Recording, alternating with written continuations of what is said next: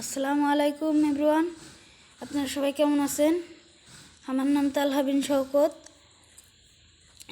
আশা করছি ভালো আছেন। তো শুরু করা যাক।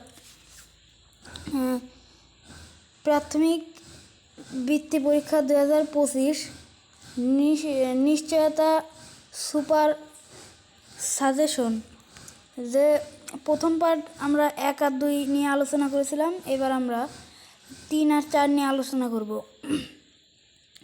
দ্বিতীয় পার্ট শুরু করা যাক। 3 অধ্যায় বলেছে জীবনের জন্য পানি। জীবনের জন্য পানিটা কি এটা জানতে হবে, নাহলে আমরা পারবো না। জীবনের জন্য পানিটা হচ্ছে, পানির অপর নাম জীবন। এই পানির অপর নাম জীবন আমরা সবাই জানি। জীবনের জন্য পানি হচ্ছে মানে আমাদের দেহের 90% পানি। আমাদের এই পানি যদি আমরা পান না করি তাহলে আমরা বাঁচবো না। তার জন্যই পানির অপর নাম জীবন। এবং আমরা 3 অধ্যায় আমাদের জীবনের জন্য পানি, আমরা এর বিষয় নিয়ে কিছু কথা বলবো। দূষিত পানি কাকে বলে?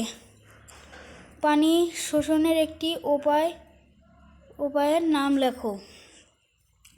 দূষিত পানি কাকে বলে? দূষিত পানি হচ্ছে যে পানিতে ময়লা আবর্জনা ফেলে পানি নষ্ট বা দুর্গন্ধ হয়ে যায়, তাকেই দূষিত পানি বলে। পানি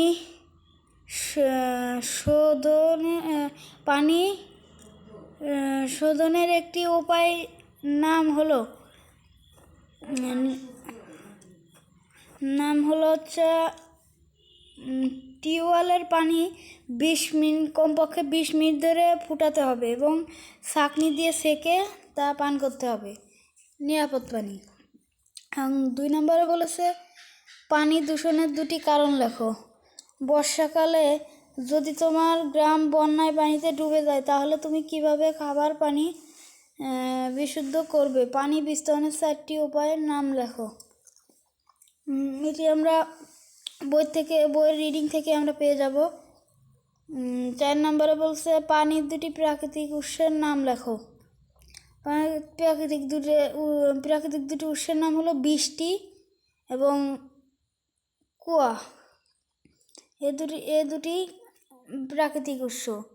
এবং 5 নম্বরে বলছে বাষ্পীয় ভবন কি?